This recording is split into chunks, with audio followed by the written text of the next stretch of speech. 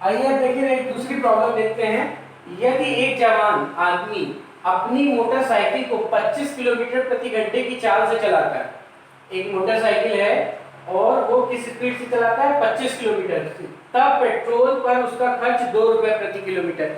यानी जब 25 किलोमीटर की स्पीड से चलाएगा तो 1 किलोमीटर का खर्चा कितना आएगा 2 रुपए। और यदि वह 40 किलोमीटर प्रति घंटे की स्पीड से चलाएगा तो खर्चा आएगा 5 रुपए। जब स्पीड होगी उसकी गाड़ी की स्पीड 25 होगी तो खर्चा कितना आएगा 1 किलोमीटर का 2 रुपए। तो जब 40 की स्पीड होगी तो 1 किलोमीटर चलने पे उसे 5 रुपए खर्च आएगा। ठीक है, उसके पास पेट्रोल पर खर्च करने के लिए 100 रुपए हैं, कुल 100 ही रुपए हैं उसके पास। कुल कितने रुपए हैं 100 रुपए। और 1 घंटा है उसके पास, कितने टाइम है 1 घंटा है। तो वो ज्यादा से ज्यादा कितनी दूरी तय कर सकता है। उसको 25 किलोमीटर चलाता है तो 2 रुपए प्रति किलोमीटर खर्चा आता है, 40 किलोमीटर चलाता है तो 5 किलोमीटर प्रति घंटा खर्चा आता है।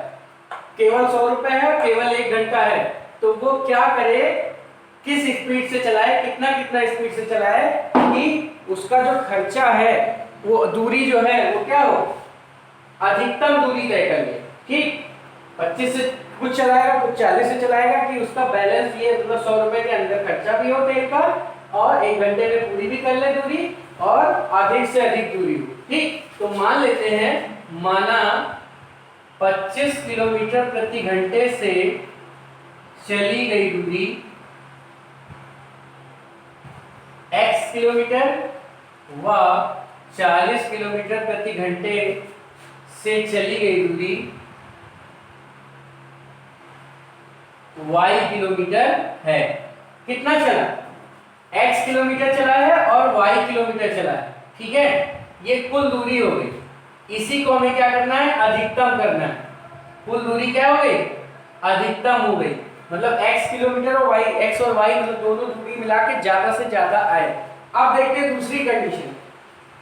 1 किलोमीटर चलता है तो 2 रुपए खर्चा होता है। अब कितना चला है x किलोमीटर, 25 की स्पीड से जब 1 किलोमीटर चलता है तो x 2 रुपए खर्चा होता है और x किलोमीटर चलेगा 25 की स्पीड से तो कितना खर्चा होगा 2x। इसी तरह 40 की स्पीड से जब 1 किलोमीटर चलता है तो 5 रुपए खर्चा होता है। 40 की स्पीड से अगर y किलोमीटर खर्चा चलेगा तो खर्चा होगा 5y।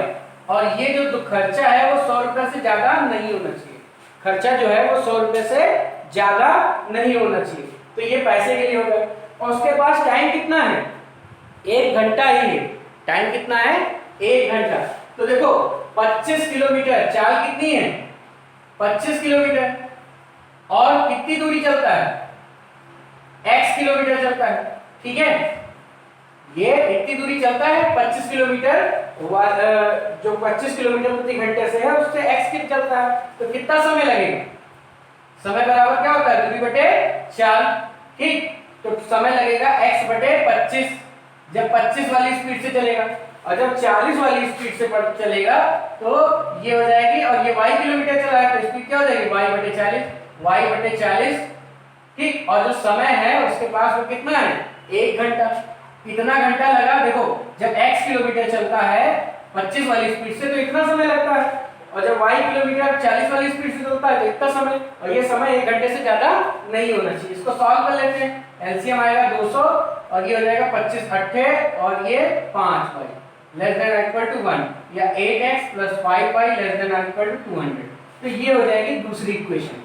ठीक, 8x plus 5y less than equal to 200, 8x plus 5y less than equal to 200। और जो चली गई दूरी है वो 0 होगी, x मतलब 25 वाली से चली गई दूरी या तो 0 या 0 से ज्यादा होगी, ऐसे ही 40 वाली स्पीड से चली गई दूरी 0 है। तो ये हमारी क्या बन गई, रैखिक प्रोग्रामन समस्या बन गई। ये क्या बन गई, रैखिक प्रोग्रामन समस्या। अब इसी को हम क्या करेंगे, ग्राफ की विधि से सॉल्व करेंगे। क्या करेंगे, ग्राफ की विधि से सॉल्व करेंगे। तो देखते हैं ग्राफ की विधि से सॉल्व कैसे होता है इसका। ये हम पिछली एक्सरसाइज में बता भी चुके हैं, देख लीजिए एक बार और कि ग्राफ विधि से इसको हम कैसे सॉल्व करेंगे। ठीक, तो हम क्या करेंगे, पहले समस्या को इक्वल में लिख लेंगे। 2x plus 5y equal to 100 या x by 50 y by 20 is equal to 1, ये क्वेश्चन बन हो जाएगा। दूसरा जो प्रतिबंध था 8x plus 5y equal to 200, यानी x 8x अपॉन 200 हो जाएगा और 5y upon 200 is equal to 1 हो जाएगा। काट देंगे 5 चौक, यानी ये 40 आ जाएगा और ये 8 एकम 8 8 पंचे 40, 15 आ जाएगा। ठीक है, ये आ जाएगा। क्लियर है? 25 आ जाएगा, 25 आ जाएगा। ठीक, ये दूसरी हो गई। अब इसी का हम क्या करेंगे, ग्राफ बना लेंगे। इसका क्या करेंगे, ग्राफ बना लेंगे इन दोनों लाइनों का। ठीक, देखो 50 चल रहा है, 20 चल रहा है, 25 चल रहा है, 40 चल रहा है, तो 10-10 का ले लेते हैं। 10 20 30 40 50, इधर 10 20 30 40 50।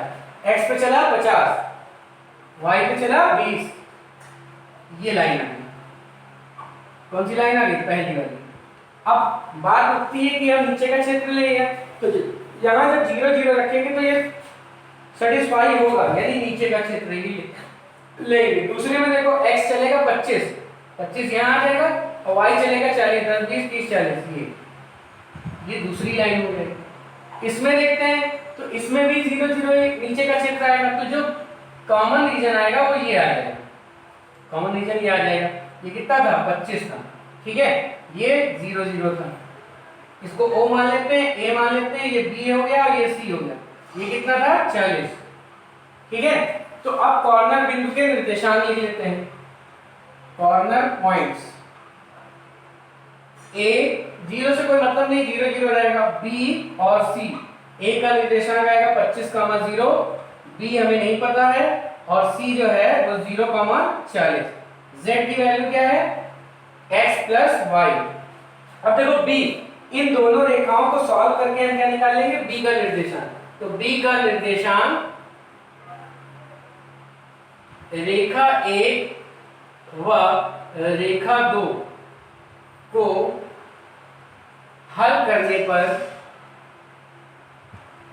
प्राप्त होगा। इन दोनों रेखाओं को सॉल्व कर लेंगे तो हमें क्या मिल जाएगा, तो जब घटाएंगे इसमें से ये तो 5 में 5 कर देगा, 8 में से 8 गए, 6x बराबर 100, तो x बराबर 100/6, 50/3। ठीक है, कितना 50/3 ही जाएगा। x बराबर क्या आ जाएगा, 50/3। y कितना आ जाएगा, ये देखो 2x यानी 50/3 प्लस 5y = 100। ठीक है, ये कटेगा यानी 100/3 उधर चला जाएगा, तो 5y = 100 माइनस 100/3 यानी 200/3।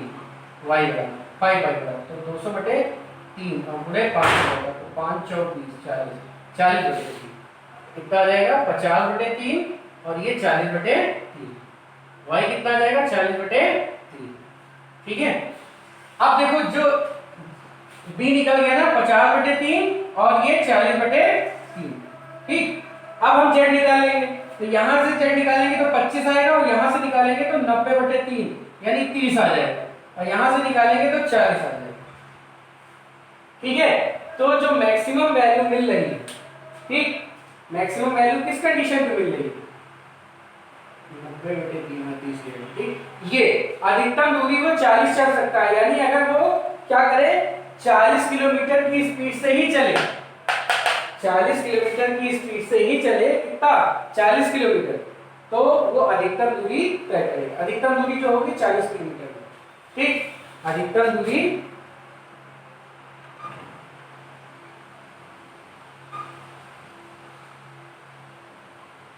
ठीक, ये करना है। ठीक,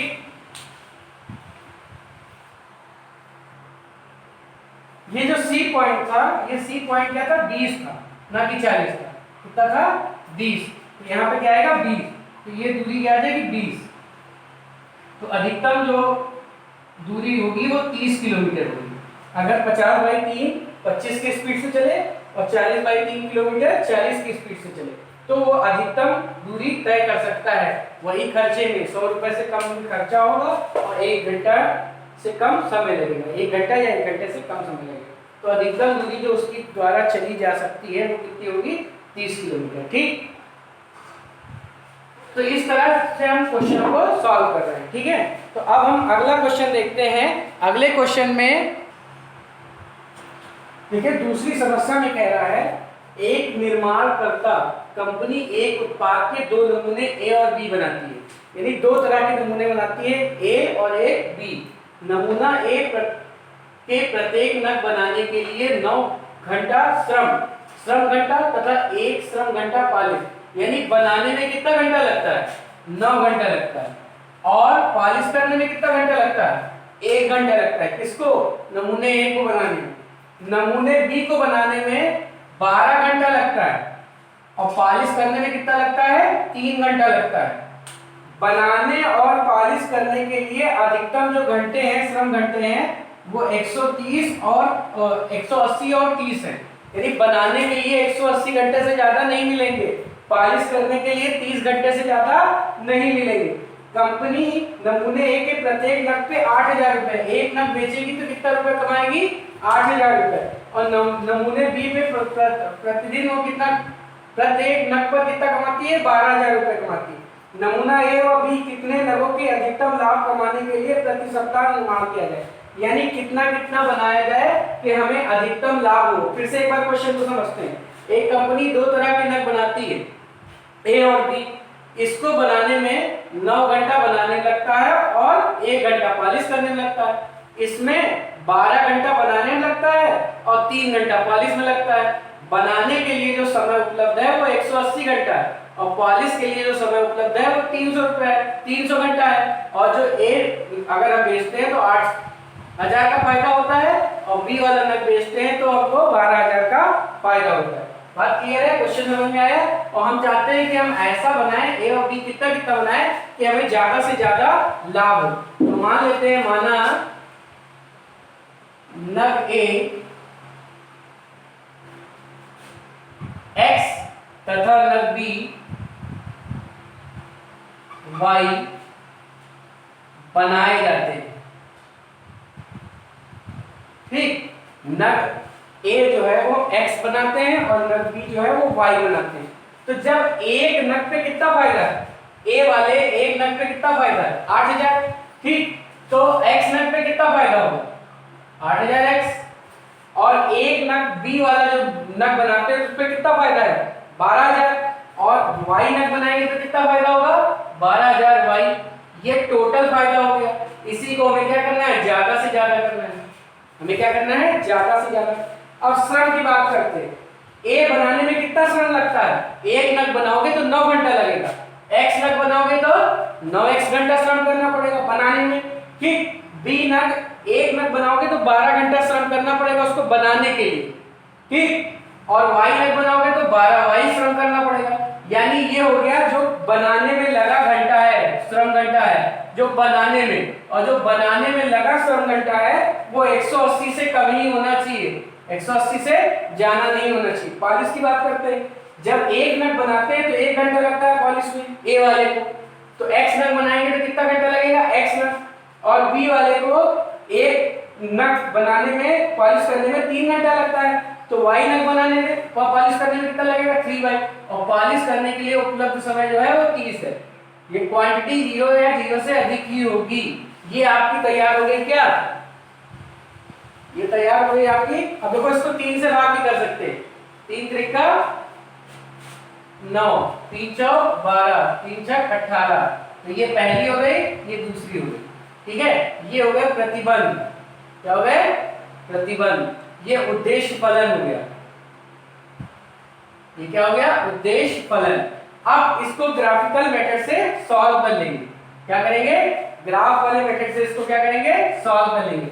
सॉल्व करना आपको आता है, आप लोग स्वयं करेंगे। ठीक है, जब सॉल्व हो जाएगा तो हमें पता चल जाएगा कि अधिकतम लाभ कितना हो रहा है। ठीक, ये 1 दिन का निकाला। ठीक है, ये हमने कितना निकाला? 1 दिन का। प्रति सप्ताह पूछ रहा है, 7 से गुणा कर देंगे तो हमें आंसर मिल जाएगा। ठीक, तो इस तरह हम लैंग्वेज वाले क्वेश्चनों को रैखिक प्रोग्रामिंग समस्या में बदलते हैं और इसको आरेखीय विधि से सॉल्व करते हैं। आरेखीय विधि से सॉल्व करने में हमने दो लेक्चर दिए थे। ठीक, आज हमने इसको बताया, इसका एक लेक्चर और देंगे, इसमें 3-4 क्वेश्चन लैंग्वेज वाले और सॉल्व करा देंगे। तो आपका ये चैप्टर पूरा कंप्लीट हो जाएगा, जिससे आपको 6 नंबर मिल जाएंगे। यही क्वेश्चन दे देंगे 6 नंबर का आ जाएगा। ठीक है, तो ऐसे ही पूरा क्वेश्चन दे दिया जाएगा, या हो सकता है यही दे दिया जाए, या हो सकता है पूरा ये दे दिया जाए, उससे आप खुद समस्या बना के फिर सॉल्व करना। ठीक है, तो आज के लिए इतना ही, धन्यवाद।